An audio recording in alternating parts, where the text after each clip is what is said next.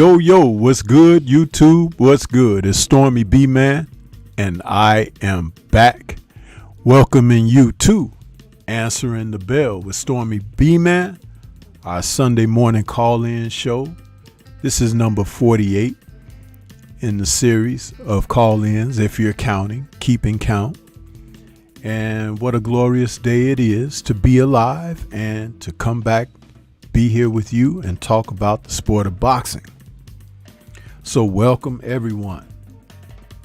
We're opening the show today with sunny skies and good fights on the horizon. We got some good fights coming up, and we could talk about that a little bit today as well. Got a little poll for you out there for those who want to participate. The poll in the chat is asking, who should Danny face next at 154? And you got a selection of 4 different 154 pounders, names that you all are familiar with, but just, it's not like, oh, that's who I want to see him fight. I just put that list together to try, give some talking points. But there are other fighters, and there might be fighters that are on this list that you might come up with their names and say, hey, I'd like to see Danny face this guy going forward. So again, there is no wrong way, but it's just all about participating. You know what I'm saying? So be active. Let that thumb hit a button for your selection. And if your selection is not there, write something in the chat. Then we can talk about that as well. But also, let your thumbs go right on over to that like button and smash the like button this morning as you come into the building. So, welcome everyone out there. We got JC out there, says my sensei in chat. Ratchet since 91 is out there saying salute sensei in chat. Land of the 216 saying salute Stormy, and Kano Local Sports as well saying salute.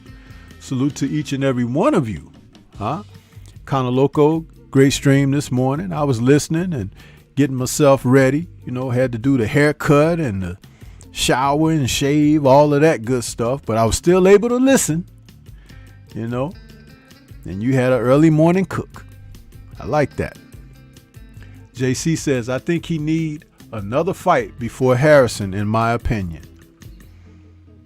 Well, seeing that Danny is not the most active guy in the world, maybe going right into a fight with a fighter like Harrison would get him to focus up and train hard. You see, when you take those long lulls in between matches, like some of these guys are prone to do, you lose a lot. You lose timing, you lose age, you lose focus sometimes. That's why I speak so much about it. Like when you take a fighter like Tank Davis, a lot of Tank Davis's fights have ended with a KO. He had a problem at one point where he was draining down to make weight and, nearly not making it and stuff like that. Then they found a way for him to get better with that. But I often spoke about his conditioning. When you get a fighter in shape like that, and then he produces to the degree that his fights don't go long, there's not a lot of wear and tear in the match, set up another fight within weeks, if not a couple of months, because you don't want him to lose the conditioning and timing that he worked so hard to get to. I know these guys are being paid well, but sometimes you have to focus on the greater picture. Getting in shape, falling out of shape, having to work hard to try to get back in shape again, that takes more toll than the fight itself sometimes. And you know how some of these guys like to burn the candle straight from end to end, not at both ends, but straight. It's like you pour lighter fluid on it and just light it and it just burns. So why not optimize your conditioning by getting in there with someone, especially when you've had fights go quickly, 2, 3, 4 rounds. That's nothing. You fought more than that in the gym getting prepared for it. So why not take a lot of that conditioning, have another bout within a few weeks to a couple of months, and get in there, and you'll see how much better you look even the next time out, because you've preserved. Some of these guys don't understand that though. And it's one of those things that you can try your best to teach them and everything, but lead by example. That's one of the things you can do. Lead by example. That way these guys can see what's going on and know exactly, of what I speak. But that's the best way to get to it. Let's see here. We have a few more people that came in. No, it's just, I see MPWTF out there saying, salute Sensei and chat family. Salute to you. It says we have 15 watching, but only a couple of people who have written into the chat. That amazes me sometimes, because you got people out there peeping through the blinds and the bushes, They don't want to be family, but they want to hang around and smell the meat that's cooking on the grill. That smells nice. But they don't want to introduce themselves and say, hey, I'm the neighbor next door. Those sausages look pretty good on the grill. I brought a 6-pack. Care to join? Nah. They just gonna stand back and look with that look on their face like Snoop Dogg had in Baby Boy. Remember when he was sitting in that car across the street and he was looking at Baby Boy and he was like, that look of disgust on his face. Hater look. Yeah. Kinda Local says, I'm ready for August 13th. MP says, Jose didn't do nothing and Danny looked okay, but still more work to do. Show me more. MP is laughing at what I said. Kano says, I will be working the corner for Combat Tool Bag on August 13th. It's his pro debut. I don't even have to remind you, Kano Loco. Make sure you have your Answell, Because these guys today, man, they can't remember to bring a Q-tip to the corner, man. But we'll be pulling for your guy, man. Be pulling for you. Hope it goes well. Hope he shows up and shows out. But yeah, we here. Another glorious Sunday, for the call-in show. Welcome everybody, man. What did you guys think of the card last night? I thought it was okay. But once again, we had folks running interference. We just can't seem to get beyond that, can we? In the sport of boxing here. Can't seem to get beyond it, man.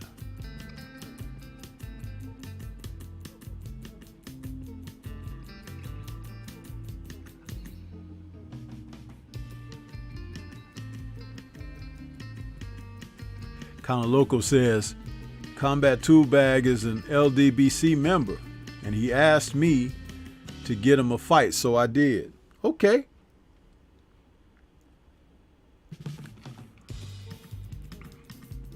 I hope he realizes what this means. You can't play boxing, bro. No matter how bad you were in the streets, your street cred and all of that, don't mean nothing when they got the Marcus of Queensberry rules that you got to follow.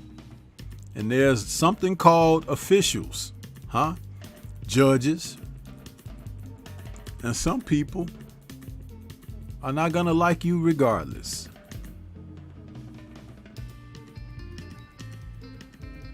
It's a dirty business.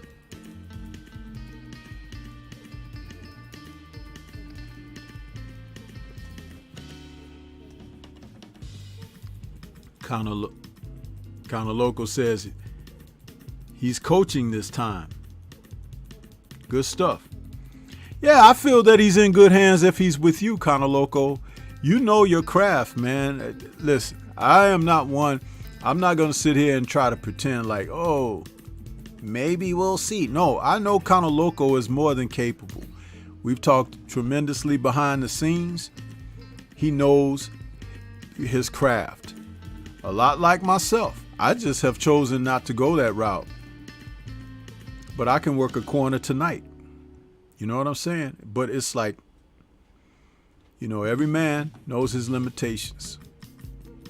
And for me, I've decided to just kind of sit back and do this thing here now. But being a cornerman, being a chief second, a coach and trainer, a mentor, it carries a heavy weight and burden. But also with it is supposed to come respect, especially when you have proven that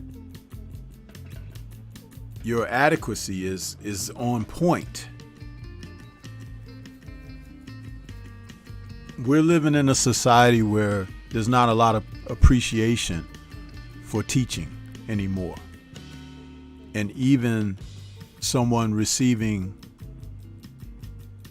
pay for teaching. Education can be expensive. But teaching an educator, but paying an educator, salaries they don't line up. We got Picasso in the building.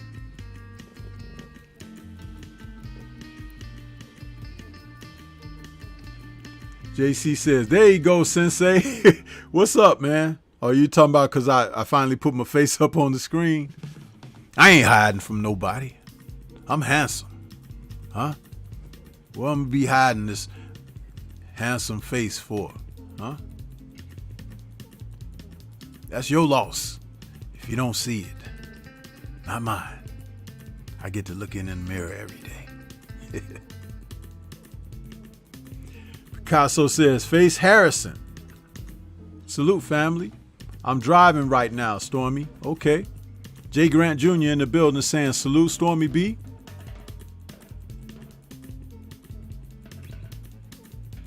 World Combat Sports. What's good with you, bro? He says, true words.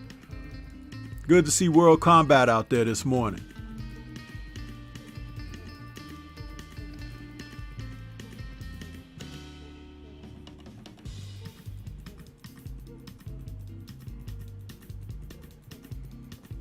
Counter Loco said, the fight is in Orlando.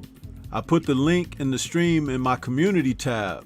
It's on the undercard of the Jason Valles card. Okay.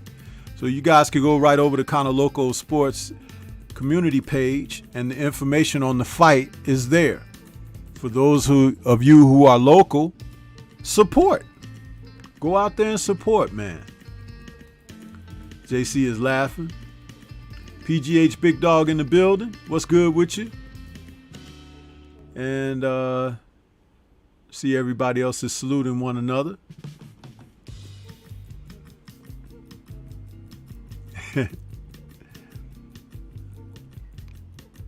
So what do you guys think about this poll so far? Let me check in on it. Right now, it says we got Harrison leading at 48% as to who Danny should face next. There is a tie between Fundura and Lubin at 19%, and Castaño comes in last at 12%. And remember, you can write names in the chat who you would like to see him facing. You know, that's the thing. It's starting a discussion. That's pretty much what that's all about. Get it kicked off, start a little discussion, see what you guys think, you know.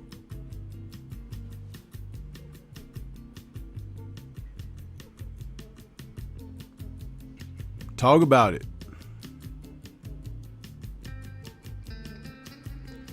For those of you that didn't catch my awards show this week, the Friday night chop session, I gave out my mid-year awards.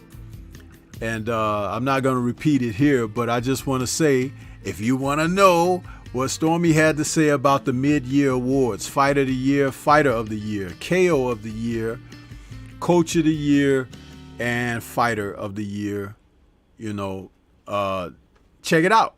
Friday night chop session this past Friday. We had some great conversation on that. I even took some calls in on that show. But yeah, the mid-year review. And it ain't over. It's like, man, a lot has transpired in 2022. And we got 6 more months to go to finish up strong. See what's gonna happen. Jimmy Bernard in the building. Saying salute Stormy B-Man. What's good, chat? Kano says, might as well go ahead and fight Harrison. I mean, he was at the fight and all. That's a call out to me. Or there was one name I didn't put on the list. Ugas. How about that? I think a Garcia Ugas fight would be great. Yeah.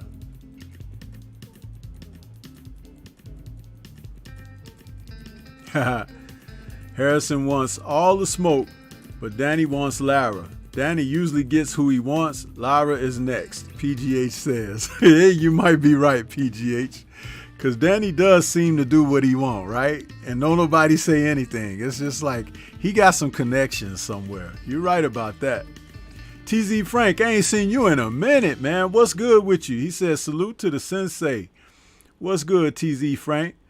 Kano says, we need another In the Eye of the Storm episode with whomever you see fit, bro. I know, I have to get back to In the Eye of the Storms, man. But you see how busy it's been. It's like, with all of these different shows, man, I got the music show, Beats with Sugar. I got boxing raps. I got this show. I got the Friday night chop session, the Tuesday tussle. Nerds on Culture on Mondays. Sunday nights with Drew Titan in the Strong House. Man, let me tell you something. My slate is full.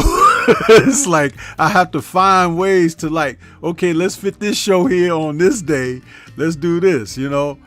I got another Kung Fu Film Focus that I want to produce, man. And it's like it's ready to go. It's just got to go live, but it's like I got to find a day to do it, man. You know, the Stormy like to, you know, take breaks sometime. You know what I mean? I want to go to the lakefront and chill, put feet in the water and stuff like that. Can't do that with doing all these shows, man. Huh? But yeah, I do agree. Kind of loco. We got to do another one. We got to do another. 704 Joe in the building saying, Sensei, Seafood, what's going on? TZ Frank said Harrison called Danny out on the broadcast. Danny ignored him and called out Keith. Harrison, man, I don't know, man. That guy.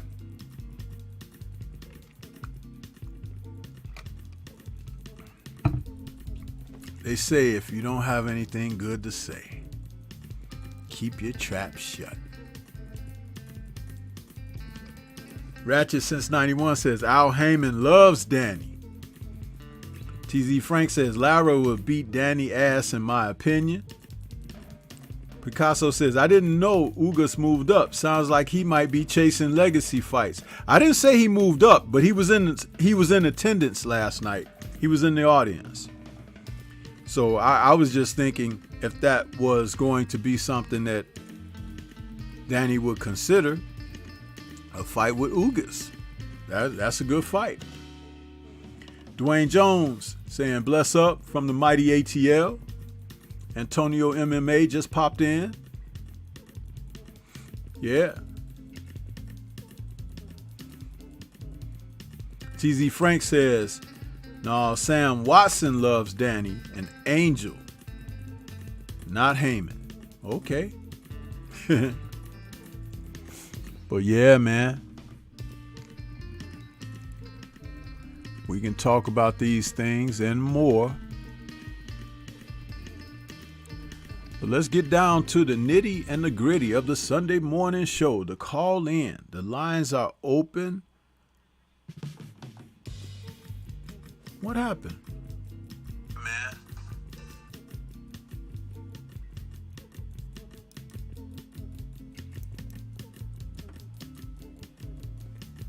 Yeah. My little feedback. My earpiece.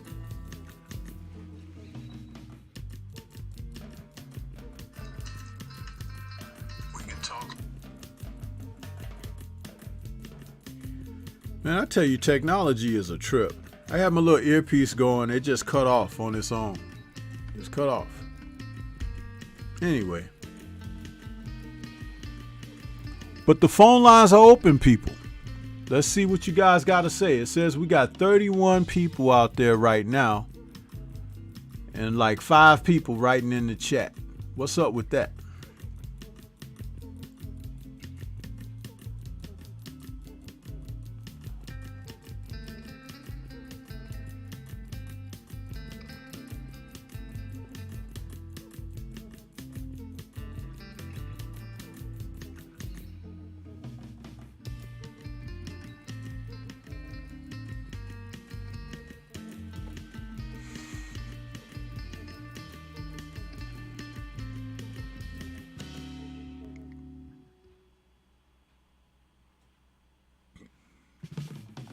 Antonio says, I'm headed to MMA sparring, but just got a fight booked for September 23rd. I'm here until 1 p.m. Okay. So Antonio out there wants to be punched in the face. Huh? Takes a brave man for that, bro. Go on and do your thing. Wish you much success.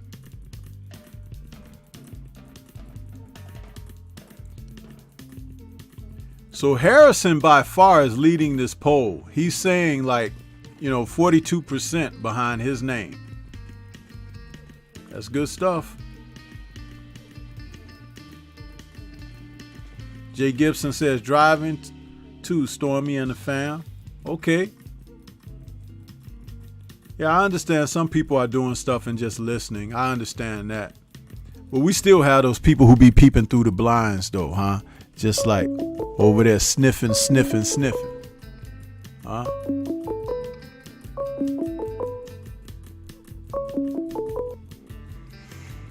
Okay, we got 202 in the building. Who's calling? What's on your mind? What's up, Stormy? I got a few minutes while I'm putting some gas in the car. Yes, sir. How's it going? It's going well, man. How you doing this morning? Yeah, I'm okay. Yeah? Yeah, all right. Give me 1 second. Let me can I pump gas and talk boxing at the same time? Let's see. Yeah, just do your thing. hey, more than that, keep your eyes on, peeled around you, on your surroundings, man, because, you got chumps out here today that'll try you, bro. So you gotta, keep your head on the swivel. Yeah, I think I'm in an okay place right now. I can. Yeah, you're right about that, but today I'm all right. Yeah. At this point, I'm okay. Okay, yeah, that's all good. That's all we need to know, that you're okay. Yeah. So anyway, man, last night, the first thing I was looking for was that Antoine fight. I was real interested in that. Of course, being where I'm at in the 202 area code and all the issues surrounding that fight, he looked good to me. I mean, I'm hearing a lot of different opinions, but to me, what I see is a is a throwback fighter, a throwback mentality, a different path from where most of the young fighters have been taken today. I think he's getting a good progression of fighters to face up against, and I see. I mean, what perfect fighter is out there? To be honest with you, 16-0, 16 KOs is what you really need to look at. I don't think it's a blown up record necessarily, sort of like Berlanga. I think they're moving them at the right pace. What do you think? Yeah, I don't have a problem with the pace that they're moving Gary Anton. I mean, it's obvious that he's a talent. That's obvious. But what I have a problem with is, from like last night's experience and even in the Victor Postol victory, is that the refs jumped in too soon. It had nothing to do with Gary, nothing. And I am not taking anything away from him. What I'm saying is, I've seen officiating in boxing not step in at all, and people need assistance or help for a fight to be halted or whatever. And then I've seen officials do things like what happened last night that make you question their ethic because there's no consistency. I think that with the type of fight that was taking place in last night's event between Bartholomew and Gary Anton, I feel like that fight needed to come to its completion because these men were competing in a different type of way. It wasn't just a little bit of boxing match, but there was something going on about their character, their content, as who they were. Those are the kind of things that really make for a good fight. Because styles, when fatigue sets in or injury or something like that, it becomes about what's under the surface. The man got up. He wanted to continue, and the ref took that away from him. Gary wanted to finish him. Who knows? He could have run into something and got hurt himself. Now you got a back and forth thing. I was speaking to someone offline earlier, and we discussed the Baranchik and Zepeda fight. 8 knockdowns in 5 rounds. What if the ref in that fight just decided to stop that fight because somebody went down a couple of times? We wouldn't have the classic that it ended up being. And the thing about that was that fight finally went to its completion because when Baranchik finally got stopped, he had nothing left to give. It was over. But they both were up and down on the canvas like, they were taking turns. And as a boxing fan, that's what you want. Not saying you want to see somebody kill the other guy, but the competitiveness, the nature of the men that show, because that takes a lot for you to say, I ain't done yet. You see what I'm saying? So that's kind of where I was going with my cross that I had to bear about last night's action, in that fight in particular. Yeah, I was taken by surprise. I mean, I was sitting there watching the fight, and I was excited by the knockdown. I mean, I thought it was a brilliant move that he pulled. The way he slid his feet and hit that right hook on Bartholomew. I was a bit surprised, but I mean, this is the human element always comes into the form of boxing. It's just from many different angles. So it's not something that we're not accustomed to. It was unfortunate, but I don't think it should be the main narrative of the fight. Right. In my opinion, I mean, I wouldn't push that, but I'll look at it from the positive side. Personally, I mean, you're right. It could have been that Baranchik type of fight, but I mean, the reality is, I mean, I think he probably would have been stopped and really hurt had it continued. We don't know that, but I suspect that. Well, see, this is the thing. This is the thing.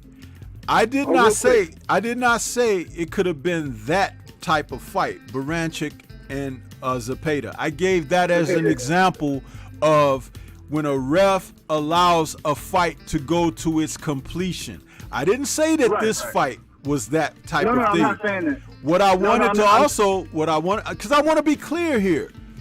What I also wanted to say is that when Gary Anton caught him with that right hand on the side of his temple or whatever that knocked him down, he was actually trying to put his glove up to block the shot because he thought it was coming more toward his jaw, and it hit him on the head. So it caught him by surprise. He went down. It was an effective shot.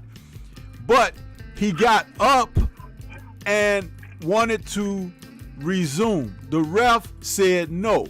I did not like that because there was nothing to indicate or substantiate the ref's decision. Like I said, we're not talking about Gary Anton. I would have loved to see him finish the guy off properly. But the ref took that away from you. And what I'm saying is, stop looking at the fighters like this. Look at the sport. The sport is in bad hands when you have someone like that official who was in that fight, when you have someone like Jack Reese who was in there, when you have someone like Mora who officiates certain fights, and they make these determinations on themselves, not according to the action that's taking place. When I talked about Deontay Wilder and Tyson Fury in their first fight in that 12th round, when he knocked Fury out, the man was on the canvas, his eyes were fixed to the lights over the ring. He was unconscious with his eyes open. Jack Reese did everything he could to wake Fury up, to get him up, and he later says he thought he did what was best for boxing. But I gave this example. Thank goodness it didn't happen. With a puncher like Deontay Wilder, if he knocks Fury out like that, you let him get up and try to continue to fight. Later that night, he goes into the hospital or something, and they find out he got a brain bleed or something like that. Wouldn't you? Then they're gonna say, "Oh, well, the ref should have stopped the fight." You see what I'm saying? You can't have it both ways. You can't. Consistency is what I call for. Go ahead, bro. No. What I was just reiterating the point that you made. I wasn't. That wasn't my point. I was gonna say that I think the ref might have bought, like, because Bartholomew Rancis is 37. So the ref might have bought him another significant fight because people are going to feel sorry. They feel like he still has something in the tank. So I think that he might have bought him another decent fight at 140. Something of relevance, as opposed to you get knocked out badly last night. You might go to the scrap heap. So I think that's what what the ref might have done that was positive for him. That's what I was going to say. Is I was trying to switch up the narrative of it, where people might not be looking at it from that angle. So I do think Rancis will get another decent fight. And the other side of it that I want to focus on too is that I think, like, Antoine forced that out of Rancis Bartholomew, because if you follow the media scuttlebutt back and forth, the back and forth is like Rancis was saying, like, I'm coming out and I'm trying to hurt the kid. Like, that's not usually how he comes out and fights. I was expecting him to box and move a little bit more. I was surprised by how aggressive he came out. And that's because of the mentality that Antoine Russell brings to every fight, that this guy said, nah, I'm not going out like that. I'm going to square up with this guy, and I'm going to let him feel what he's trying to make me feel. And I'm gonna see if he can take it. And that is different. And I think that's a different side of the boxing culture that's somewhat missing in some of those guys. It isn't for, in a sense, like, some guys are willing to do it at a slower pace. Antoine is ready to run at a much higher pace and a higher rate of punches, which makes the fight more exciting. I'm not going to complain. The guy will shore up his defense. He's got a great trainer in his corner and a bunch of brothers that have been working with him for his whole life. I'm not concerned. The other side of it is that from what I saw is that Gary Russell Jr. is a great tactician round by round, and you can hear him giving different instructions per round based upon what he's seeing and where he thinks the fight's going. I only see positive. I can't wait to see more, and I hope we get the level of fights and the fights that we hope to see get made. That's all I can say. And I like Danny versus Harrison. That's all I got for you. Okay. That's all I got for you. So Yeah. I'll let somebody else get in. Let's hear what they got to say. Okay, man. Thanks for the call, Bo. All right. All right. Have a good one. Be safe out there. All right, man. All right. Great call, Boli in the building, man. Appreciate that. Yeah. But I'll say this. If Gary went down, took the same kind of count from the same circumstances and got up like that, and then the ref stopped it, people will feel differently. People will feel differently. That's all I'm saying. Imagine the guy that you don't support being on the end of receiving the favor. Then it looks different, doesn't it? It looks totally different. And that's all I try to get people to see. That's all. No more, no less. Antonio says, I was rolling with my instructor and I headbutted him and elbowed him by mistake. I apologize. He say, it's okay, it's okay. Then he tries to take my neck off. Gotta love this sport. Yeah, that's right. Gotta get you back. I gotta get you. Huh? Picasso is cracking up.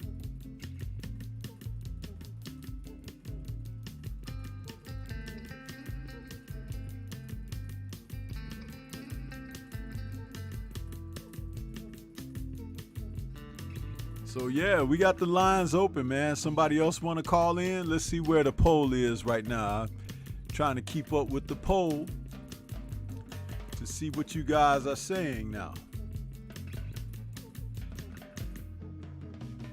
Fondura is at 22% now. Lubin is at 28%. Yeah, the votes for Lubin are starting to come in. Castaño is still at 10%. So nobody wants to see Castaño at this point, I guess.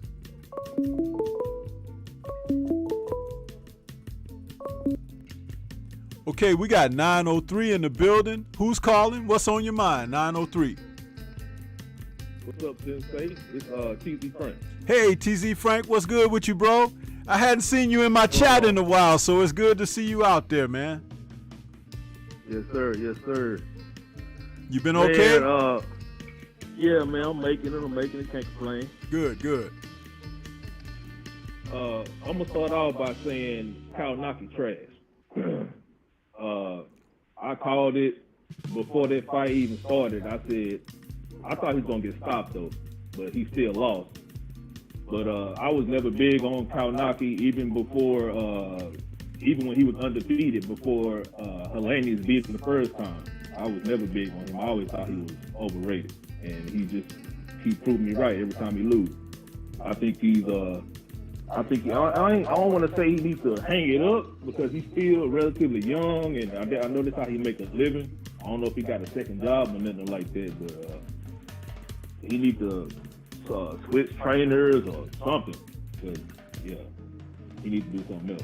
Well, the thing about Kalinaki is this, man, and I can't stress this enough. I remember back in the early 90s, I was working in the gym with a young guy, and he was 6'4" and about 200, nearly almost 270 pounds. And he was, a heavyweight. And I told him, I said, you're in the gym doing what you're doing. I said, but you need to cut your weight down. You need to lose about 35 pounds, bro. Seriously. If you're going to fight competitively, because otherwise you're not giving yourself the best opportunity. And we worked on that, and we got him down to like 246 pounds, 244 pounds. He was much lighter on his feet. His hand speed picked up, and his strength picked up. So much to the degree that we had guys in the gym like Donnell Nicholson and Frez Okendo, they were like, hey, let's spar with Russell. And then the guy I work with, his name was Russell Felger, R.I.P. to Russell, because he passed away. But he was a good fighter, young, amateur. He wasn't pro like them. Those guys were pro. Frez had this was right before he went to Puerto Rico to train with Felix Trinidad, dad, So, but when I wouldn't let Russell spar with those bigger guys, well, they weren't bigger. They were bigger in status because they were pros. When I wouldn't let him spar with them, initially they thought that, I was just scared to put him in there. But I was working with him on something. I wanted him to be in the best possible position to do some things when he finally got in there with them. And when we got his weight down and everything, he was able to spar with everybody, pretty much hold his own. He was doing well. Those are the kind of things to talk about, because when you see a guy like Kaunaki, what did he weigh last night? I didn't see his weight. What did he weigh? I want to say 250 something, 251. Okay. Somebody in the chat might But imagine if he was 250. Let's just say that. Just leave it at that number, 250. What if he was 230? Yeah, you can easily tell when he moves and all that fat moving. You can easily tell he could lose 30 more pounds easy. But that's what I'm saying. See, there's no sacrifice amongst these guys of today. Dude, I'd be embarrassed to go in the ring with my belly all soft and everything like that, even though I'm fighting for a purse. I mean, where is your pride? Where is your gumption to have a sense of feeling for self and be like, I'm going to do it at my best? Yep. You see what I'm saying? He looked like he just got out the bed and slipped on a house coat and went to the fridge. That's what he looked like. And he could get mad all he wants to. But when you look at the fighters who accomplish stuff, they look better than that, don't they? Yeah. Some guys genetically, they just built funny. There was a fighter in the 90s called Joe Hip. Okay? And the thing about Joe Hip, he had a Native American blood in his system. So, he a tribesman, Indian guy, right? So Native American. Mm-hmm. Well, Joe Hip had this burly look about himself, but he was in shape though. It's just his genetic makeup made him look like that, but he gave Tommy Morrison one of the great heavyweight wars of all time. You know what I'm saying? Kind of a David Tua kind of build. Well, David Tua has a little bit of a muscularity, but Joe Hip did not. But he was a burly looking guy, but he was in shape. That's the point I'm trying to make. When I looked at those two guys last night, both DeRezin and Kaunaki, neither one of those guys look like they are in shape. They look like how you look when you first come to the gym to get in shape. So you're trying to tell me that these are two professionals who have a number of fights under their belt and they still look like that? Somebody not doing their job. Do you understand what I'm saying? Yeah, I agree with you on that. Somebody is not doing their job. Now, mind you, that's at heavyweight. But the same mentality takes place throughout the rest of the weight classes. Did we just not see Javier Fortuna show up and have no musculature in his body at all? And people were surprised to see what Ryan Garcia did to him? Where does your, thought process kick in to be like, I got to come in at my best? You ain't going to never see Earl Spence look like that.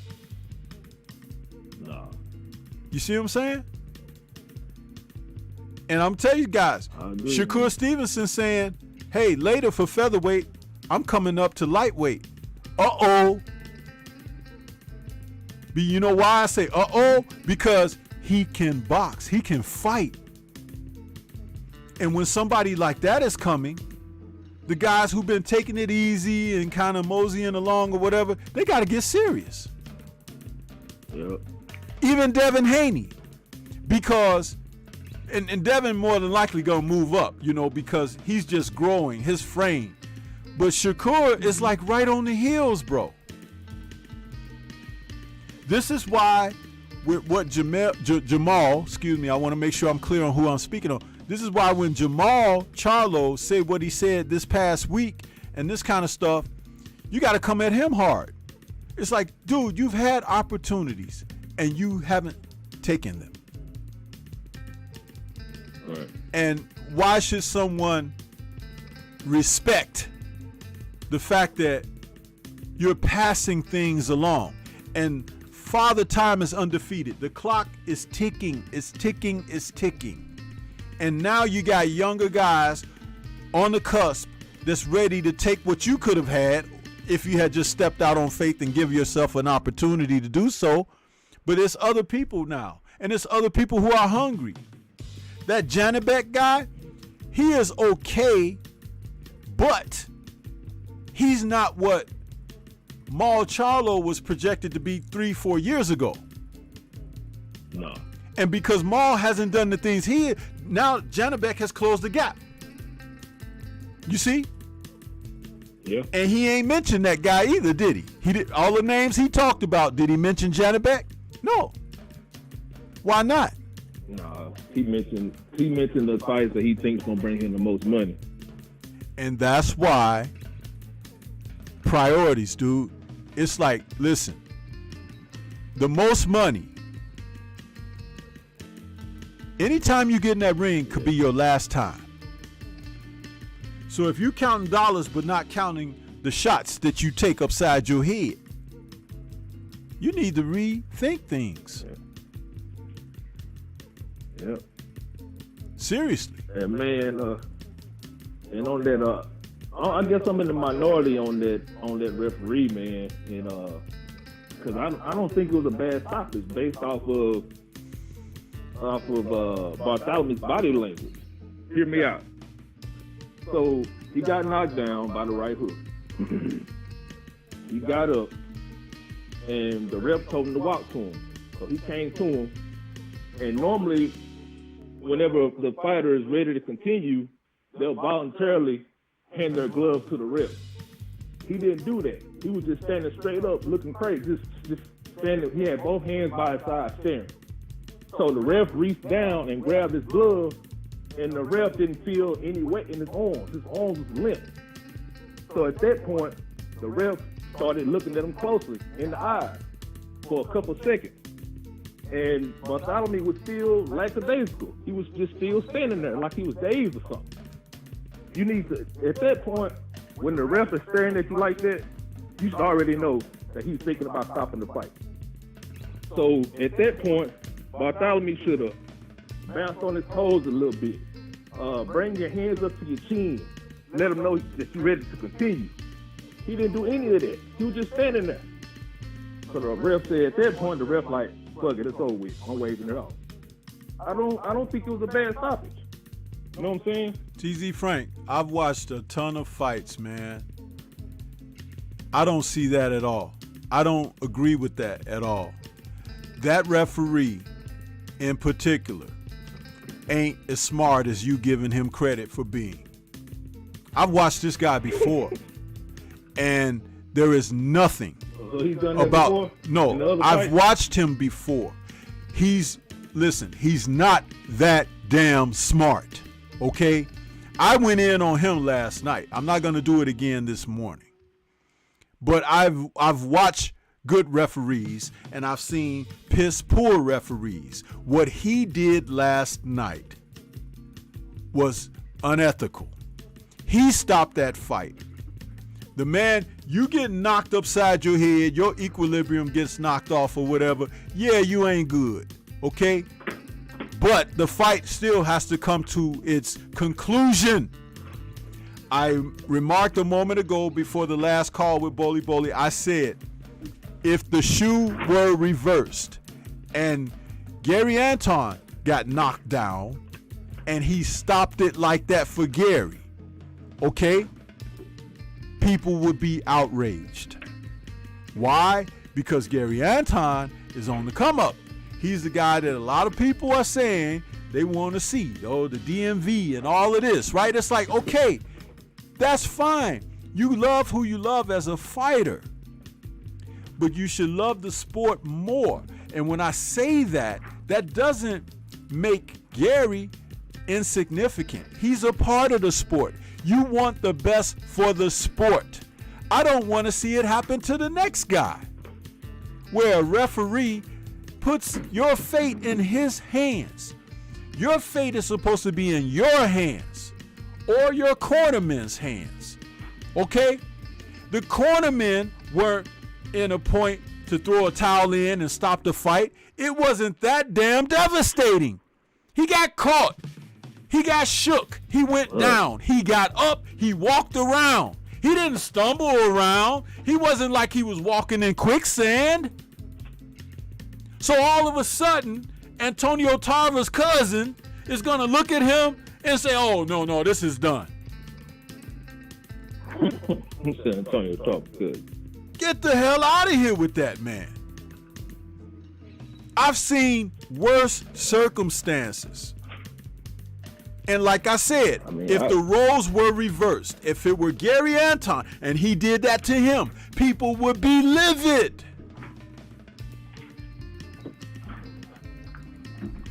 I don't.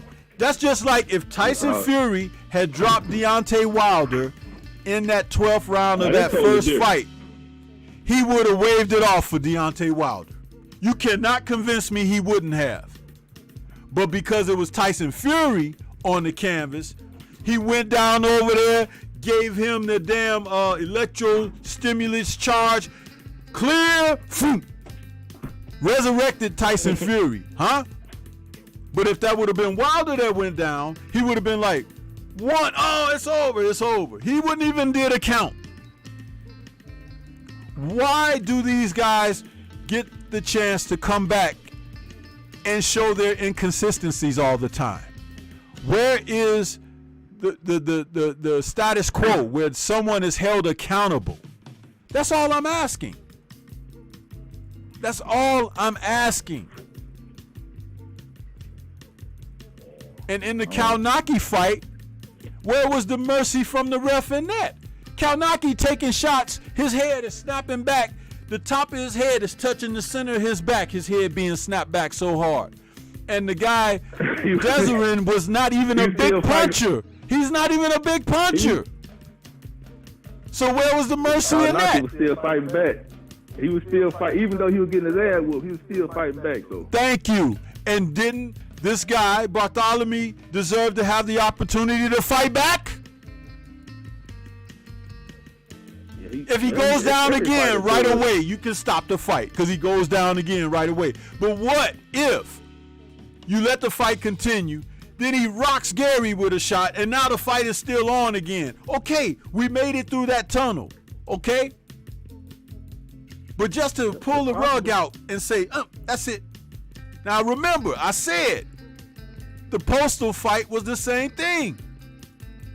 Gary was on top of him, getting to him, and the ref jumps in and stops it. He don't need your help, ref.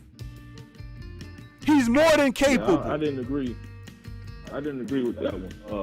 It was only what, like a 45 seconds, 30 seconds left in that fight. I think they could have just let that fight go on and finish. I agree with the one about Postal. But that's what I'm saying. These refs asserting themselves, and you don't need their help, bro. You don't. Yeah. And I'm going to tell you, there was a time when this didn't happen like this so much. But it seems to be the maid of order now, because there's an agenda, whether it's to make a certain promotional group look like, oh, we put on the great fights, or make a fighter look like they're something more than they are. Because remember, Canelo wasn't knocking a lot of guys out with a single punching power and stuff like that, right? But all of a sudden, as he went up to a higher weight, he's knocking bigger men out? Are you kidding me? What about when he was down at the smaller weights at 155, his Canelo weight? He wasn't knocking guys out like that.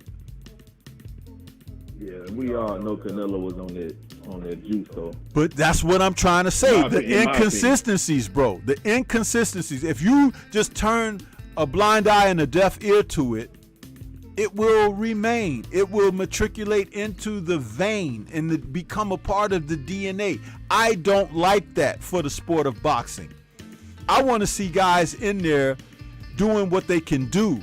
You just heard me say that Kalnaki and Ali last night, those two guys came into the fight looking like they were just going into training camp. When they should be coming into the fight looking like somebody who trained for 6 weeks. Am I right? Yep, you're right. Dude, I could take my shirt off right now and look like they looked in the ring last night. But I know damn well I ain't in the shape to do what they were doing last night. Do you understand what I'm saying? But if you gave me 6 weeks of the training and rigors that they're supposed to go through, running the miles, doing the exercises, sparring, everything, I bet you I ain't gonna look like I look right now. Yeah.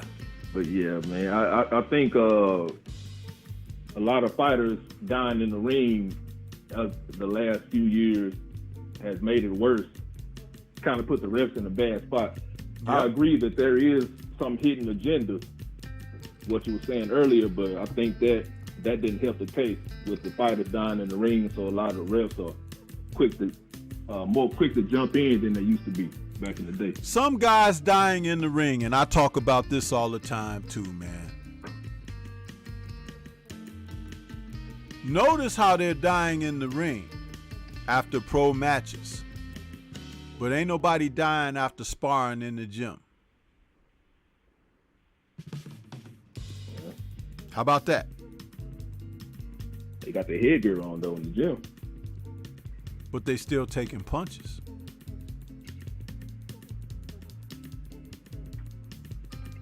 But also what's taking place in the ring on live fight night, the corruption is still there. Loaded hand wraps, skimmed gloves, apparatus inside of gloves that ain't supposed to be there. Oh yeah, damn, Stormy saying all of that. Absolutely. And say, man, I'll go ahead and get on Danny just for a quick second. I'll let somebody else get on the call. I wasn't planning on being this long. But, man, Danny looked good, man. But he looked real good. He looked better than I thought he was going to look. I was impressed by it. Absolutely. I agree. Depending on, based off the opponent that he was going up against, I was impressed. He moved a lot better. His stamina looked better. Earlier in the fight, his punches looked more snappier. He just looked pretty good. Even his head movement was seemed to be better. Now, as far as him moving up to 154 and calling out 147 pounders, that's stupid to me. Why you gonna call out Thurman? You gonna lead the division and then call out people from the division you just left? That's stupid. If you're going to go to 154, you need to fight real 154 pounders. I'll give you a pass for Benavidez because that's your first fight. It's your introduction fight to the division. But calling out Thurman, that shit weak to me. And that I understand the mental health thing, and I'm not bashing anybody that's coming out about their mental health. That's a tough thing to deal with, but don't use that as an excuse for why you lost to Spence, man. I didn't like that shit either. I don't think that had nothing to do with you getting your ass whooped by Spence. Yeah, I would agree with that. Do not use something like that. The Spence fight, Danny didn't do a lot of what he did last night. And what he did last night was he moved very well. He used his glove to pick off shots and parry, and things of that nature. he did move or utilize head movement. He did let his hands go a lot more. He threw a lot more jabs in this fight. And what's his name? Benavidez was more rangy than Earl Spence. You know, the way he, you know, his frame is and everything. So the thing is that maybe that layoff did something good for Danny. But if you're not going to fight for another 6 to 8 months, I really don't care. If you want to get back in there inside 3 months and fight another fight before the end of the year, okay, I'll believe you. But don't come in it, because you know what? There are some young, hungry fighters, and I mentioned this just a little while ago on this show this morning, that are snapping at the heels of some of these guys who are not really motivated, huh? And there are some guys out there ready to take their dinner, man. Because boxing is definitely a sport where, you know what I mean? What have you done for me lately? I talked about Shakur moving up from featherweight to lightweight. Them lightweights better be put on notice, because Shakur can box. He can fight. You ain't going to have no easy payday against him. You ain't going to be able to just get in there and just, you know. I remember somebody was talking about him and Tank fighting, right? And they was like, well, Tank, you know, he's got that one punch knockout. He could get you or whatever. He was like, what make you think he going to hit me with that? I loved that. I loved that. Yeah. Because he thinks of himself as a high caliber fighter. He was like, that's like Ali talking about George Foreman. Gonna knock me out? He gonna hit me with that? Exactly. That's what you want a championship caliber fighter to say, and have the confidence behind it and be able to show the ability to do that. And not only that, but when you're in there and you show the separation with your skill set, you realize and you reiterate that there are levels to this, you know? And I love how he said, stop mentioning my name with his name and his name with my name. He was like, because I ain't trying to build him up. I love that. Right. Shakur got the right mindset, bro. Yeah, I fuck with Shakur heavy, man. I can't wait to see him do it.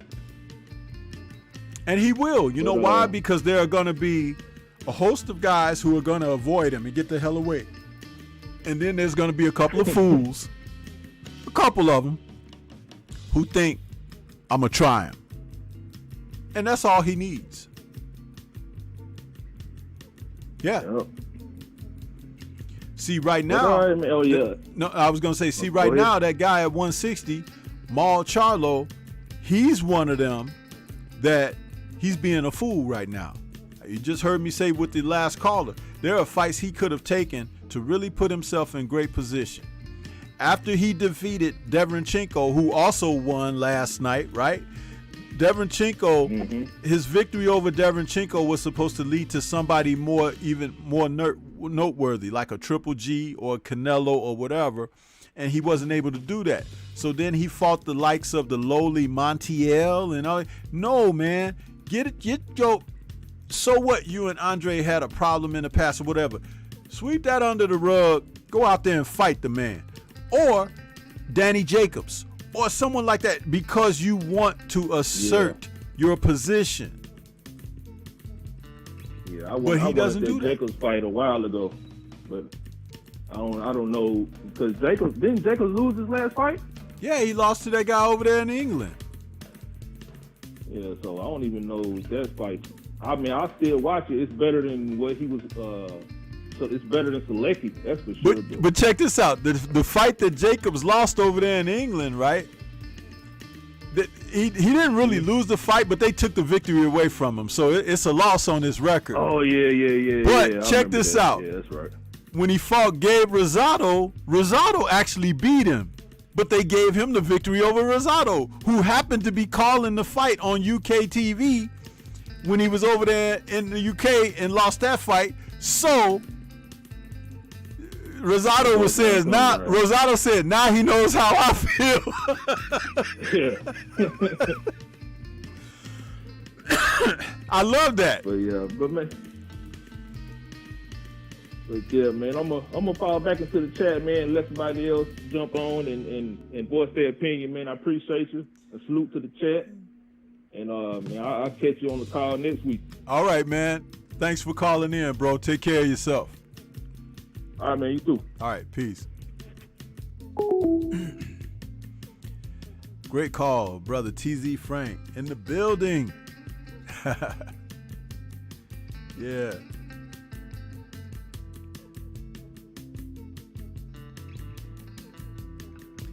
Yeah, Hamza S, I agree with you, man. They don't let black fighters make those excuses, right? They don't. Picasso was cracking up laughing. All right, we got another.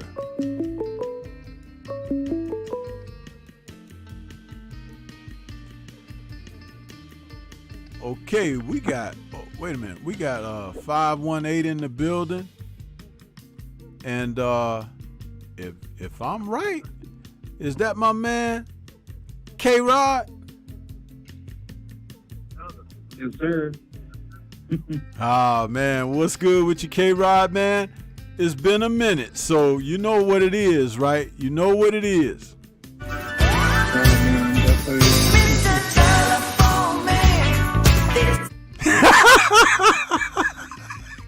What's good, K-Rod? How you doing, bro? Everything's great. How was everything with you? All right. I missed you last week. I said K-Rod didn't even show up last week. What's happening? So, you know, yeah, I still had... I was down in Florida. I was down in Florida visiting family. Yeah. So, I wasn't able to, yeah. Yeah, what's on your mind, bro? Man, I have a lot to say, man. I'll probably start with Gary Antoine Russell with that referee stoppage. I did not agree with that stoppage. I thought Rances Barthélemy, he gave Gary Russell a very difficult fight. I felt like that should have continued, after that knockdown. And I think Gary Antoine Russell, he deserved his opportunity to have the ability, or the potential to stop Rances Barthélemy. If he was able to, but that fight was very competitive, and I was very pissed off, and I didn't see any improvements from Gary Antoine Russell. He looked very wild and very how should I say, he looked very very shaky out there, like he didn't look like his absolute best, and I want to see better performance from him, because I feel like Gary Antoine Russell, he could be a way better fighter than that. And, everybody, tries to say he's going to, dominate 140, but that type of Gary Antoine Russell, I don't think he does well against the upper echelon, and I think he could do way better than that. Yeah, and let's talk about that referee interference for a moment there, but I want to send a certain shout out to my brother Scrapbook Boxing out there in the chat, man. What's good with your Scrapbook? I see you out there, man. Everybody go and subscribe to Scrapbook Boxing's page, man. He got some great historical information over there, doing some wonderful work over there. Salute to you, brother. Yeah, talk about that for a moment, because you talked about it being competitive, and that is an important ingredient in the fact that it was stopped the way it was, K-Rod. Can you speak on that a little bit more? Elaborate from your point of view. Yeah, from my point of view, I thought Rances Barthélemy came to fight. He hurt Gary Antoine Russell a couple times. Gary was a little bit frustrated by his jab. He kind of used that little old school flicker jab, try to make it look like an Ali jab in a way. But he did a very, very good job trying to hold his own. And Gary Antoine, he got tested, in my honest opinion. I think Rances, the problem with him was just that he left his chin wide open in the exchange. And he should have kept that right hand up, when Gary was trying to clip him. And I think that was the biggest takeaway from the fight, because Rances, he's not known to get hit like that. And I think it was just due to him being defensively irresponsible, where Gary Antoine Russell, he was able to get that shot off. And I think what Gary's, intentions were was like, okay, let me knock this guy out. You know, he's not going to do any damage to me. But surprisingly, Bartholomew, he was doing damage to him, and he was peppering him, like, you know, with that jab. And he just looked very confused. He looked very hesitant, and he looked like he didn't know what to do from there. Yeah, and that's true. Scrapbook, you're being asked to post your link in the chat. Feel free to do that if you like, bro. Please post your link in the chat so people can subscribe to your channel. Yeah, I even understood that Bartholomew kept switching back and forth from orthodox to southpaw, which I think that was a bad thing too, because the success was coming from the southpaw side. And I do believe his trainers in the corner were trying to tell him to, you know, tone that down, to stop the switching. I have to go back and really watch it again. But the thing about it is, when you make progress doing something, you set forth the blocks to build toward the success that you're looking to achieve. He established that he wasn't going nowhere early in the fight. So Gary was going to be in for a fight. The next thing to do is to establish how I'm going to go about breaking you down. He won a couple of rounds. Gary was out front in the rounds. But the whole point of the thing is that we didn't get to that point where someone decides that regardless of what happens or what you do, I'm still going to be successful. That's what the referee took off the table. Because when a fighter runs into adversity, getting knocked down, getting cut, an eye swelling shut, a broken hand or something, you've now set the table for that fighter to have to make an adjustment in order to still be successful. When a referee interferes with something like that, you don't get to see the true narrative of the fight play out. And that's what I really despised about last night and watching that. And just like in the main event, and we don't have to jump off of the Gary and Bartholomew fight yet, but just in the main event, one judge had it a draw. Who the hell was that judge? That fight was not a draw in no form, shape, or fashion. But again, we're talking about the corruption in the sport. If you can't weed that out, we're going to continuously see these type of affairs, and the fighters are going to suffer as a result of it. The inconsistency has to stop. Go ahead, K-Rock.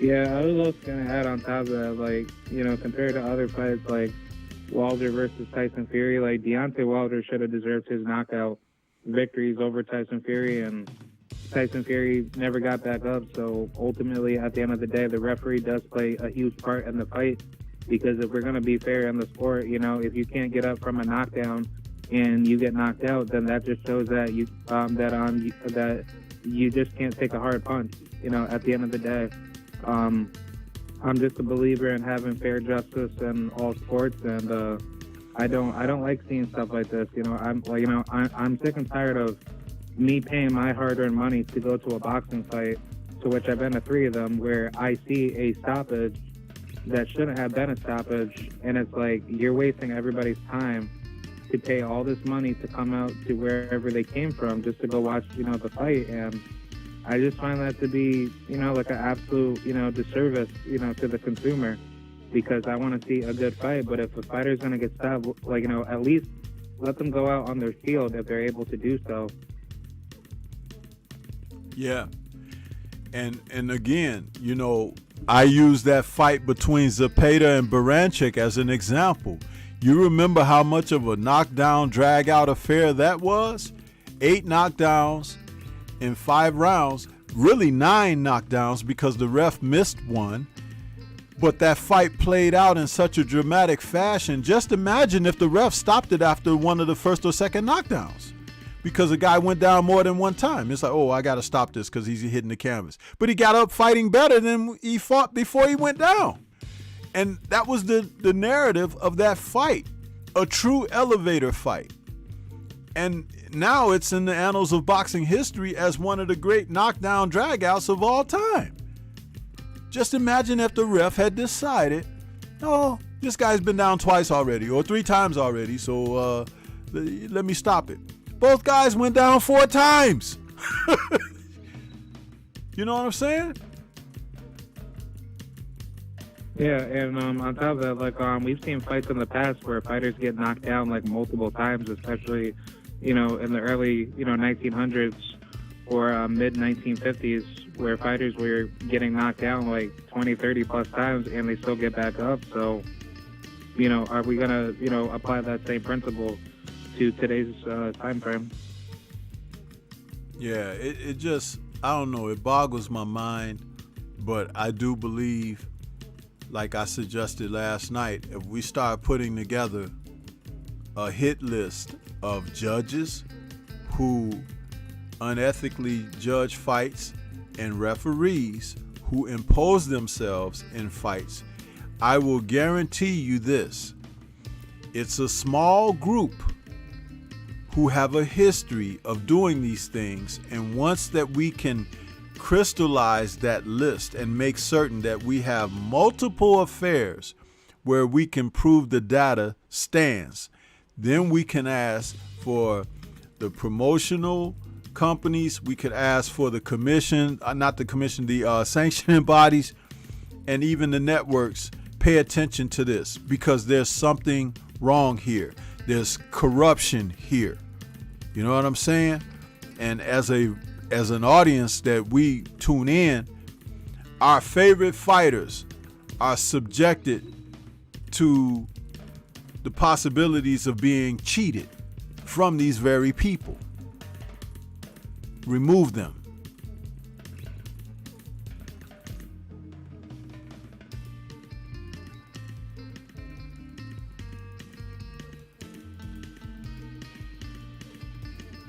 Yeah, I agree.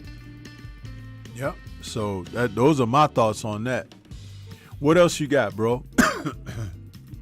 Yeah, I just wanted to talk about the Danny Garcia and Jose Benavidez Jr. fight. Sure. Go ahead. Yeah, I thought Danny looked amazing out there. I thought he showed a lot of separation and a skill set that he hasn't used before. And I like his new type of fighting style. I kind of wish he did that back at 140 or 147, but coming into 154, this is a better, improved version of Danny. I just kind of feel like he needs to work on a little bit more on his defense, just trying to keep himself out of the line of getting hit with heavy shots. But I think Danny, he understands what he needs to work on inside the pocket. But I think Danny's going to be a good notable player in the 154-pound division. Yeah, I spoke about this in great detail last night about Danny's performance. And yes, it was against a low-statured Jose Benavidez Jr. Still, Danny fought like he had life in him. He seemed like he was in a good place last night. His body language, the way that he moved in the ring, he had very good feet in the ring last night against a guy who don't move very well, admittedly. I talked about him punching and parrying his punches. I talked about the variance of his jab.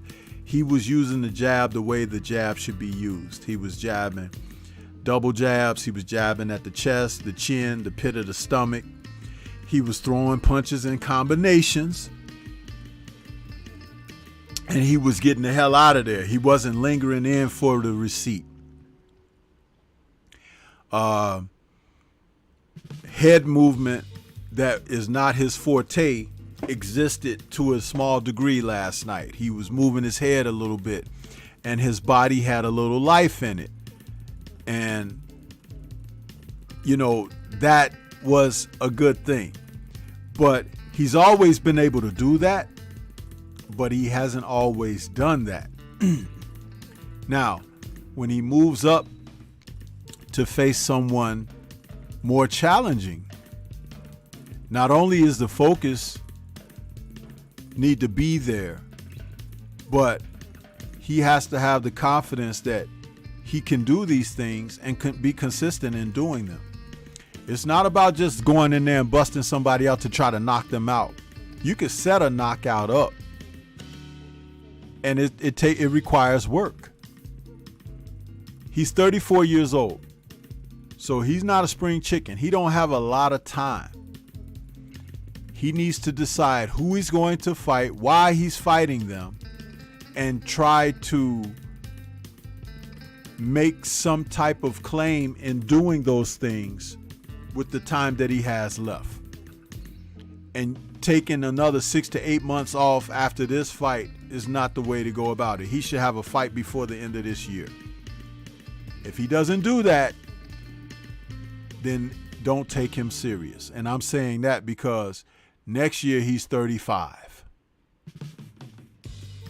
And we got young guys out there that ain't even 30 yet that are really ripe and ready to get some business cooking at both 147 and 154. Your thoughts, K-Rod? I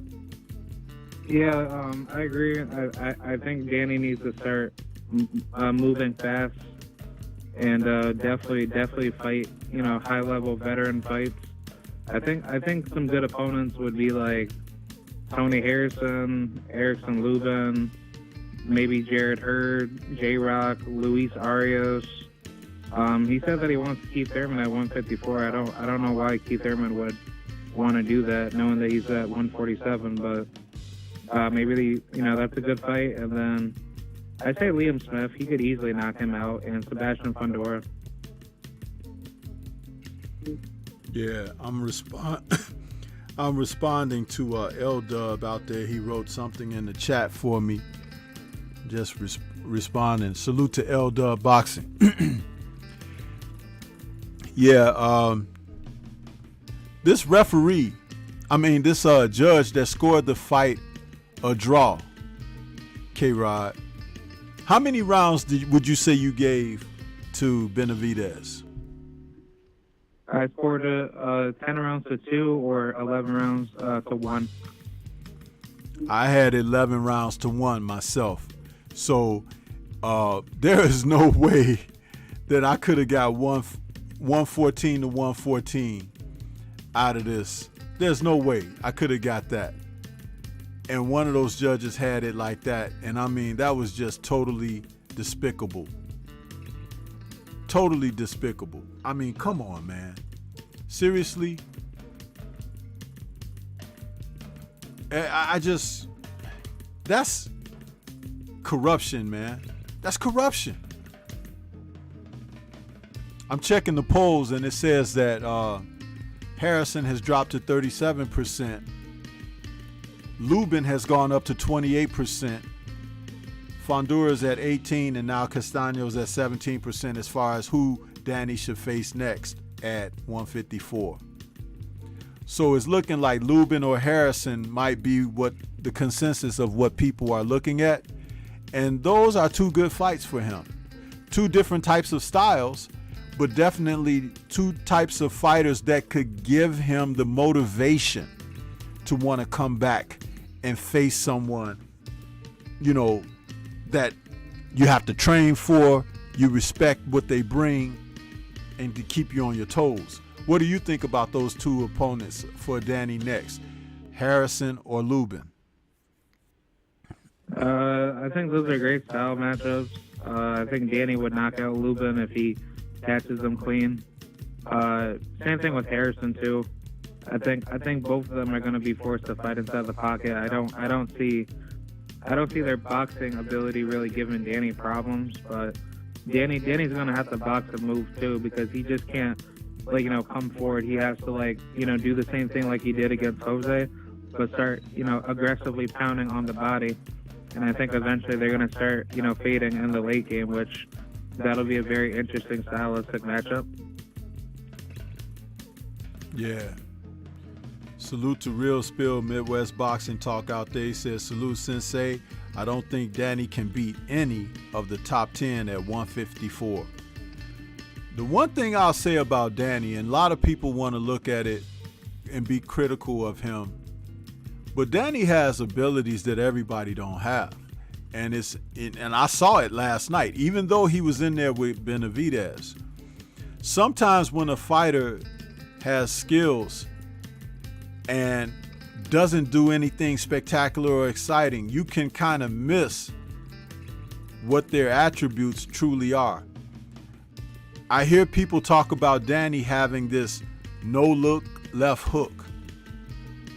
Well, he's hurt some guys with that shot, but he's still a Philly fighter that has a left hook. And the thing about it is, last night, he threw right hands that made Benavidez respect the possibility of a left hook coming up on a combination, because he was guarding against that left hook. That's why Danny was able to land so many right hands like he did, to the body and to the head.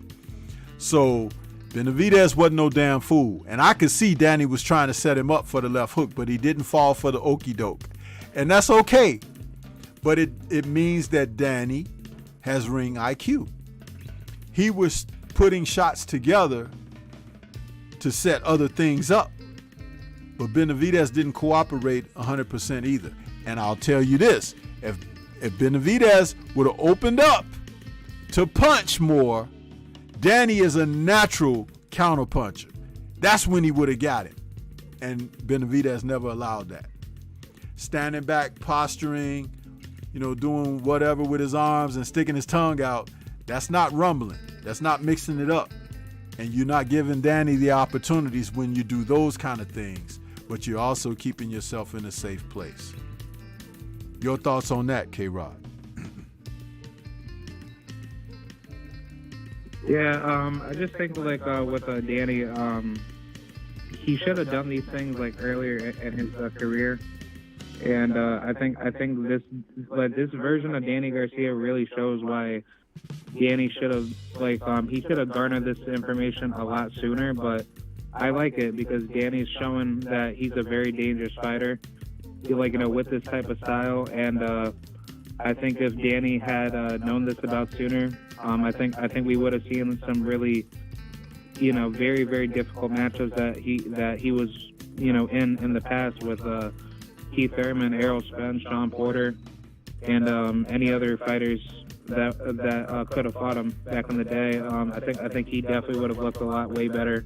But Danny has a terrific style. He's just getting better, and personally for me, I'm proud of him because that's just something that Danny Garcia wanted to do, and I think that's a great step in the right direction. And I really hope he can achieve his goal of becoming a 3-division world champion.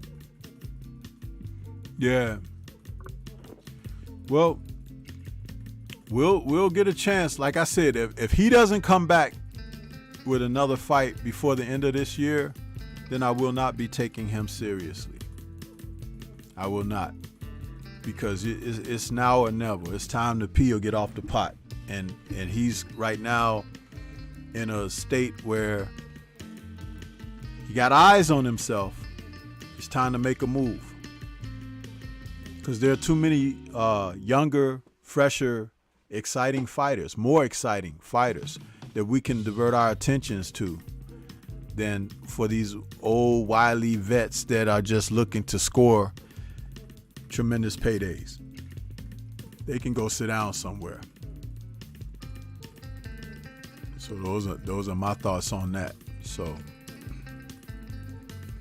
what else you got, K? Nothing. That's about it.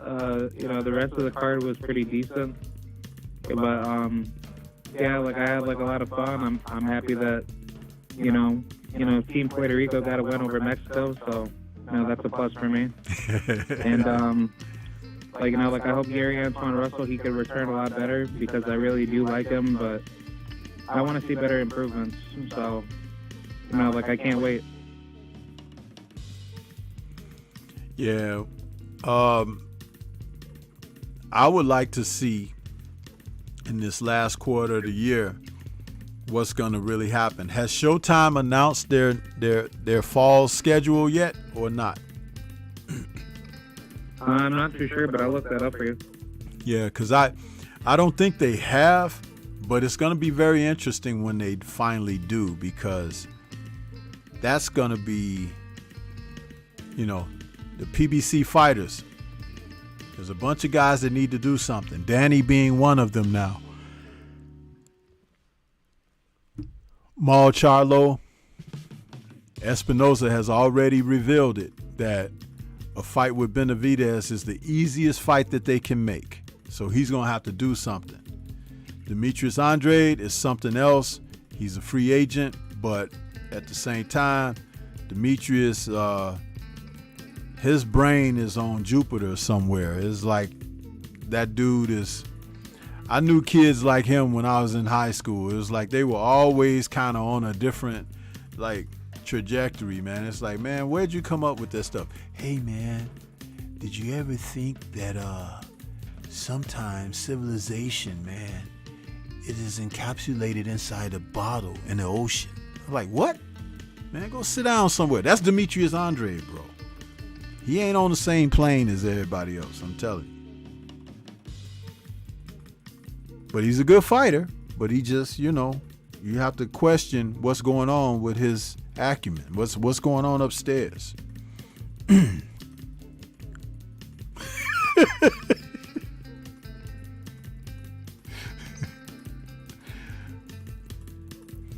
like I was gonna add in to say for the fights that are coming up, minus from the Jake Paul fight. I think Virgil Ortiz, he's fighting this upcoming weekend, right? And or actually no, he's fighting like the week after this week. And then after that is Usyk versus Joshua, and then we got Luis King Kong Ortiz versus Andy Ruiz. That's in September. And then I think that's pretty much it. It's pretty much just like a bunch of other fights. Oh, also Canelo versus Triple G. And then we got Clarissa versus Savannah in September 10th. And then after that, it's just like a bunch of other fights that I don't know. Your early thoughts on King Kong and Andy Ruiz? I'm excited for it. I think King Kong's gonna knock him out. I don't believe in the Mexican hype of Andy. I don't think he's that good. I think like this is pretty much at the dead end version of him, and I think King Kong's just gonna, you know, obliterate him, just break his will. Yeah, it's gonna be interesting, man. This is a fight that I'm interested in seeing. This fight between Michaela Mayer and Alicia Baumgardner on that undercard of the Shields Marshall fight. I think this fight should be dubbed Heartbreaker. Huh? Yeah. And it's going to be some broken hearts when this fight takes place. I'm going to tell you that. Definitely hearts broken. Your thoughts, K-Rod? Oh, for Alicia versus Michaela? Yeah. Yeah. I got Alicia. I think she's gonna pull it off. I think she's a very good fighter, and I think Michaela's gonna be dealing with a lot of problems. Really? That's interesting. Because I think that Michaela going to beat that girl's butt. But they got to play the game in order to win it. So I think it's a great fight. The two of them are going to have different approaches to this fight. Their styles alone are contrasting. But I do believe character is going to be what comes into play here. And so far, the women have exceeded the men big time in what they show as far as their character. Just by making these fights alone, they have surpassed men's boxing. The top quality women in the sport have been facing one another. The men have been out in the alley smoking cigarettes, while the women been getting down to business. And I have to take my hat off for that, because even in this particular match, on this particular night, you're going to have a card full of women boxing. They're saying it's going to be an all-female card, which is great. And the main event, I mean, what more could you ask for when you talk about, Clarissa Shields and Savannah Marshall? Because those two have a history that now has to settle itself. You got to get this ironed out. And something is telling me that Clarissa Shields going to beat this girl up, man. It might be one of her most devastating fights ever, because she knows that this woman has done nothing but build herself up off of a fight that happened when they were in the amateurs in the Olympics. The woman hasn't gone anywhere in the world to try to fight anyone else. She hasn't, tried to win any other titles from any of the other girls, as Clarissa likes to call them. She always referred to the other women as girls. So I'm just saying like Clarissa, but I feel that they're women. Okay.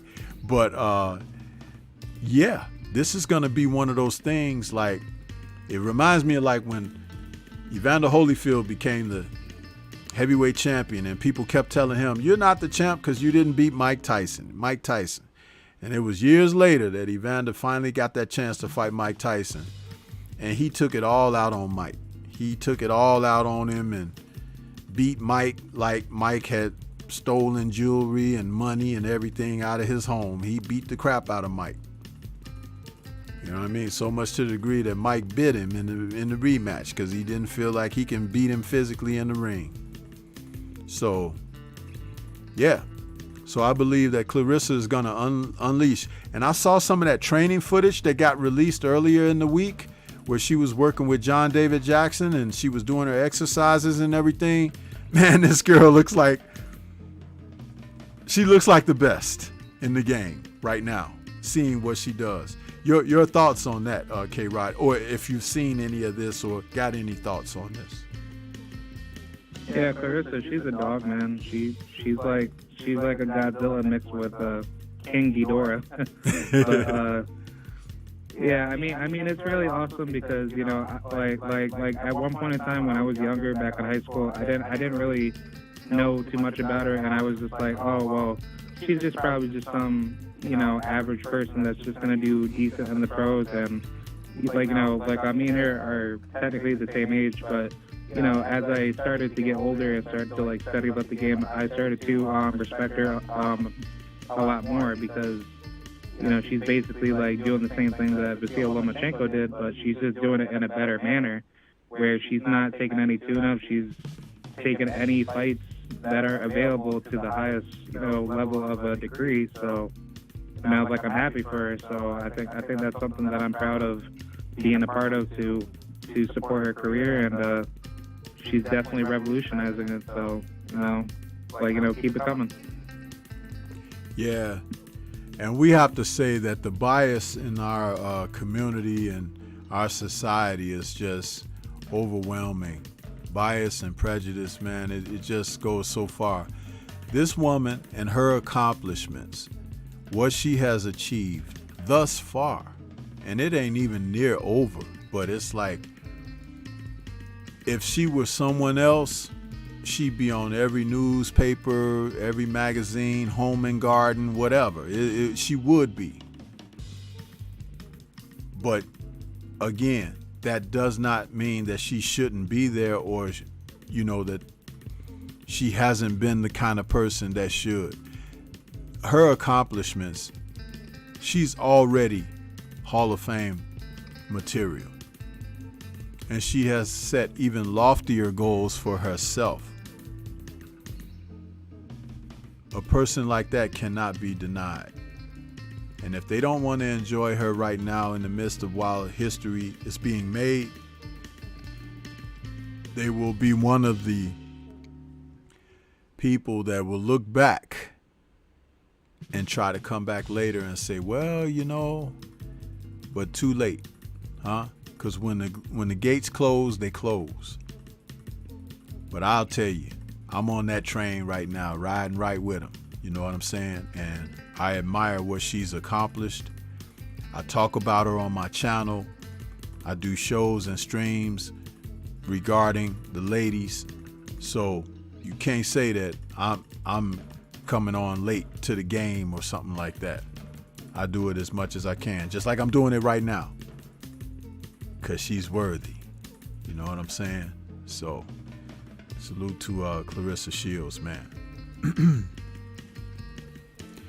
Yeah, so K-Rod, I appreciate your call, man. Thank you for calling in.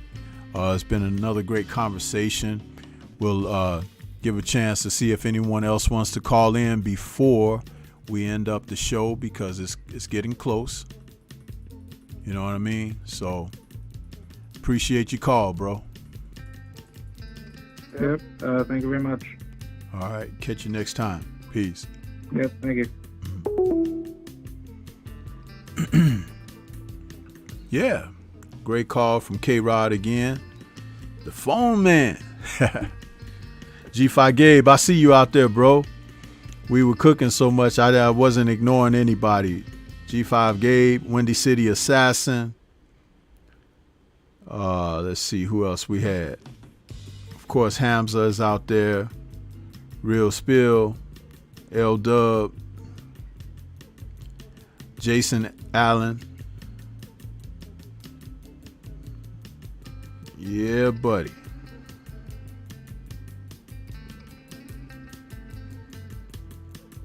Lots of people out there today.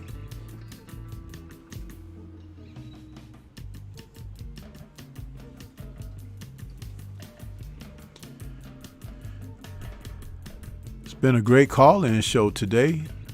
We got through some good subjects. The fights that are on the horizon, we'll get a chance to talk to them as the week comes up. Yeah.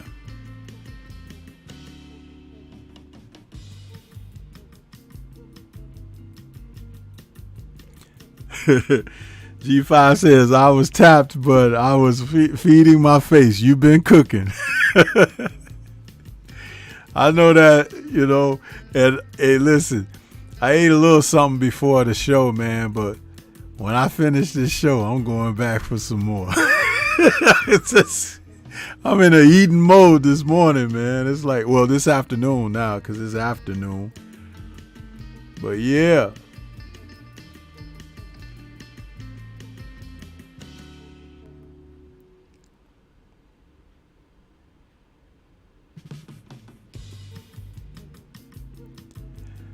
Hamza S says, respect, Stormy.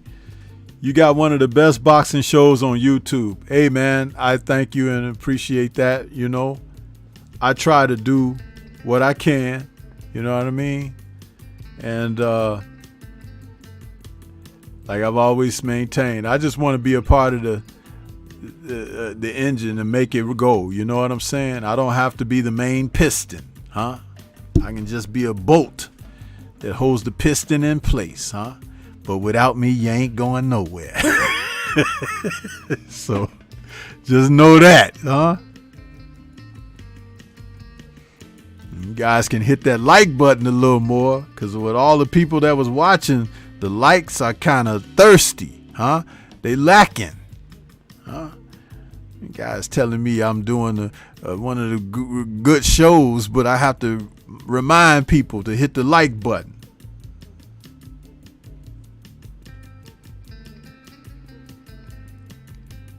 Look at Picasso coming in here talking about some food now. See? Getting me all stirred up.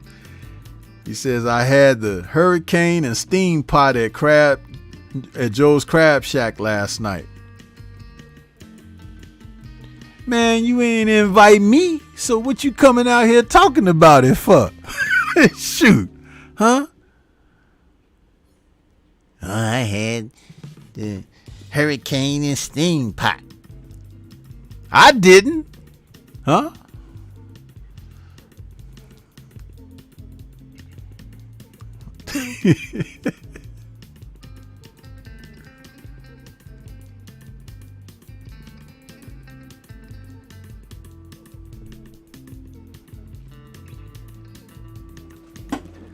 So, what you guys want to talk about these last couple of minutes, man? I got like 10 minutes, 9 now to be exact, before I close it all down. What you got for me, huh? Pick your poison. Pick your poison, huh?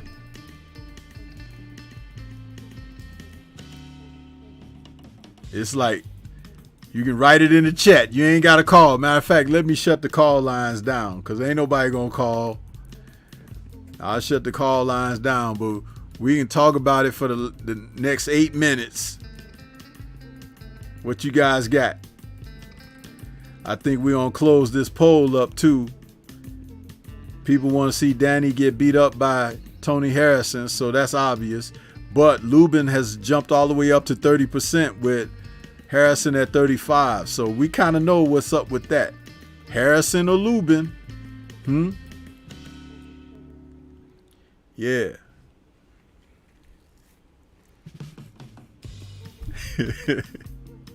Picasso said they scared to call. Well, we know that, man. You know what I mean? I remember when I was a kid and the Fat Albert TV show. And they go to they have moments when they in school and stuff like that, right?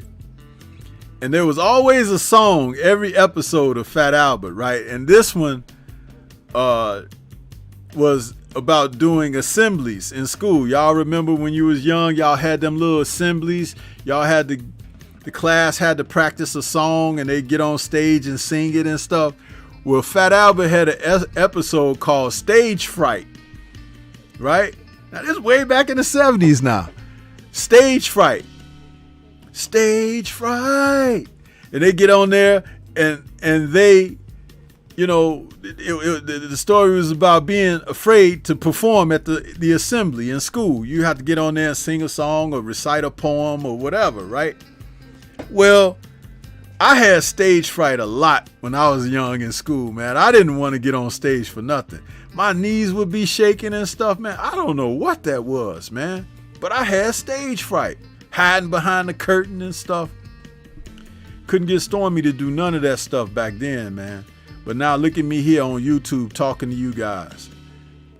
You see how things can change for people? But yeah, that Fat Albert cartoon was a good cartoon, man. It was like, it's nothing like these things that they put out there today. You know, Bart Simpson and all of them guys, you know, Bob and all that. Man, no. Those cartoons were different. They had different messages and they helped. I remember Schoolhouse Rock. They used to have a Schoolhouse Rock where they could sing a song about a particular subject, verb. Verb, that's what's happening. And they show the brother that go to the movies and he watching the movies and eating his popcorn and he's seeing Verb on the screen, the superhero Verb. Man, those were the days growing up with that stuff. Schoolhouse Rock, you know. Dude, you guys don't know how much development of character and self there was behind that stuff. America was in a different place at that time, and our society was in a different place at that time. But I am so thankful to have lived it, and from time to time I can talk about it and reminisce on it, but you guys have no idea, man. Culture is important. That's why I created that show, Nerds on Culture. And thank God my brother Drew Titan is, collaborating on that with me, because we do some great stuff with that show. Huh?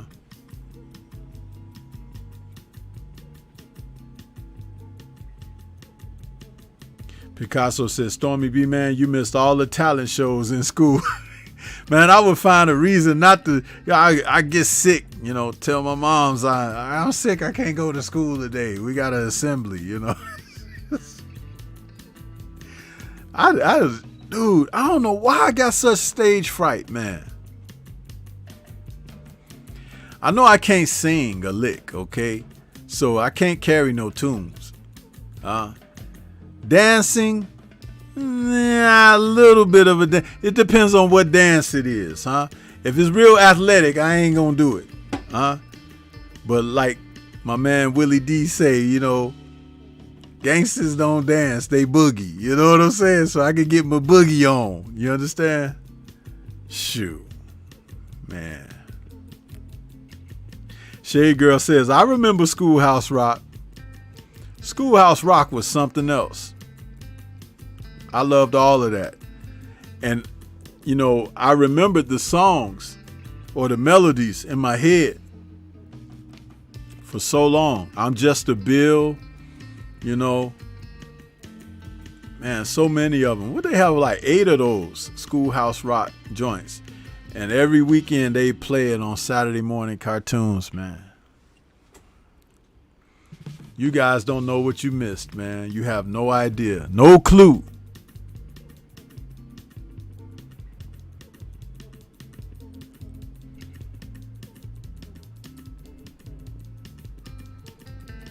Yeah, that was something else.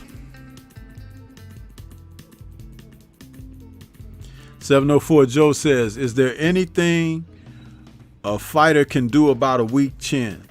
Protect it, tuck it, keep his hands up, learn to move his head off a center line, to always be in motion and elusive.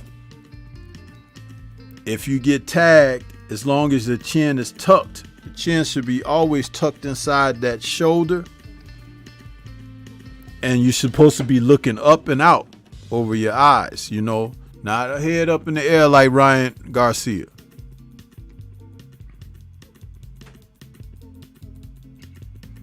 Dwayne Jones says Schoolhouse Rock was really more jazzy than rock. Yeah. Hamza says, Stormy, one quick question. How do you feel about trainers who won't keep it real with their fighters during fights, like Jose Benavidez Sr.? They're not good trainers. They're not good trainers. Which is one of the reasons why fathers should take a step back. You can be a father but train other people.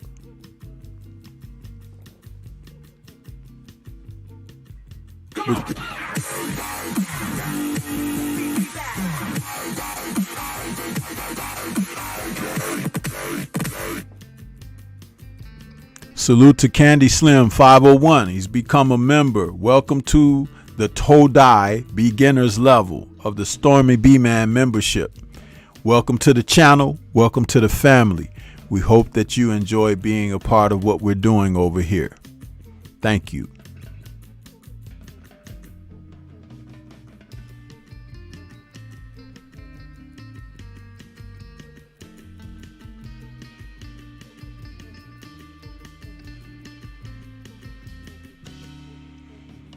Yeah, we got a lot of positivity going over here.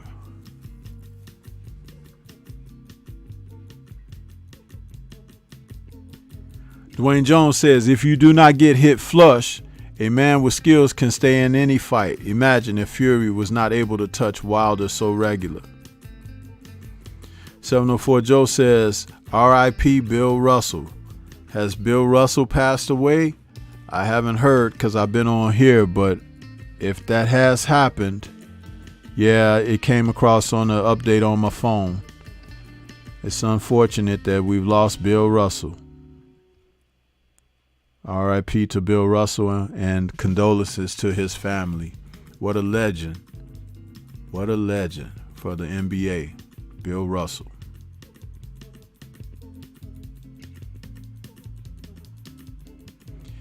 Yeah, Candy Slim, things happen from time to time.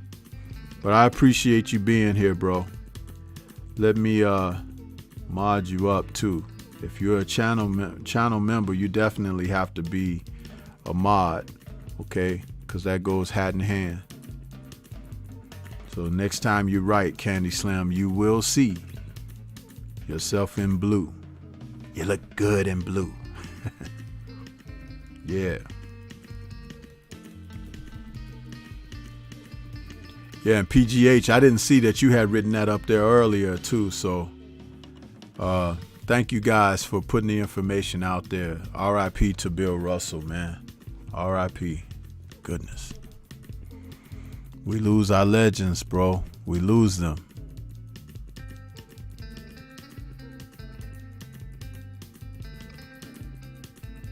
Wow.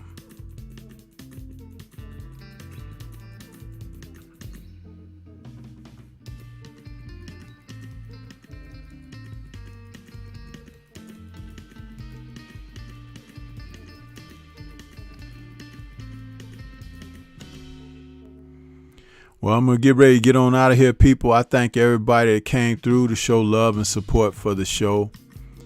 You guys, once again, have done a tremendous job of showing support for me, and it's not forgotten, okay? It's not forgotten, man.